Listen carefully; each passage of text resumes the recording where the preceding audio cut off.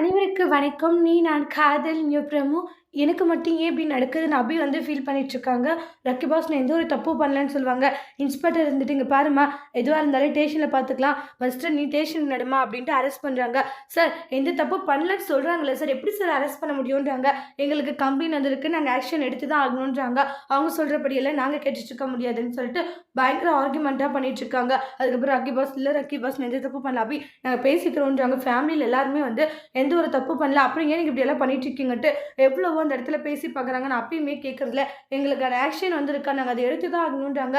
நீங்க சொல்றபடியெல்லாம் நாங்க கேட்டுட்டு இருக்க முடியாதுன்ட்டு அப்பயும் அரெஸ்ட் பண்ணி கூட்டிட்டு போறாங்க. அதனால வீட்ல இருக்கவங்க ரொம்பவே ஃபீல் பண்ணாங்க. ச்சே, ஏன் தான் இப்படியெல்லாம் பிரச்சனை மேல பிரச்சனை நடந்துகிட்டே இருக்கோ, ஒண்ணுமே புரியலன்ட்டு பயங்கர ஃபீலிங்ல இருக்காங்க. ஒண்ணு போனா ஒண்ணு வந்துகிட்டு இருக்கேன்ட்டு ரொம்பவே கவலையில இருக்காங்க. "அபி நான் வெளிய எடுத்துறேன். நீ ஃபீல் பண்ணாதன்றாங்க." "இல்ல எனக்கு நம்பிக்கையே இல்ல. அவ்வளோதான் எல்லாமே போச்சு." அப்படின்னு சொல்லிட்டு வருத்தப்படும்போது, "இங்க பாரு நான் தான் சொல்றேன்ல உனக்காக நான் இருக்கேன்ட்டு. அப்புறம் ஏன் நீ ஃபீல் பண்ணிட்டு இருக்கன்னு" அபி சொல்றாங்க. "நான் பார்த்துக்கிறேன்" அப்படின்ட்டு ராகவ் பார்த்தீங்கன்னா அபிய வெளிய எடுக்கிறேன்னு ப்ராமிஸ் பண்றாங்க. எப்படி ராகவ் எல்லா பிரச்சனைகளையும் தாண்டி வெளிய எடுக்க போறாங்க அபின்ட்டு வெயிட் பண்ணி பார்க்கலாம். Thank you.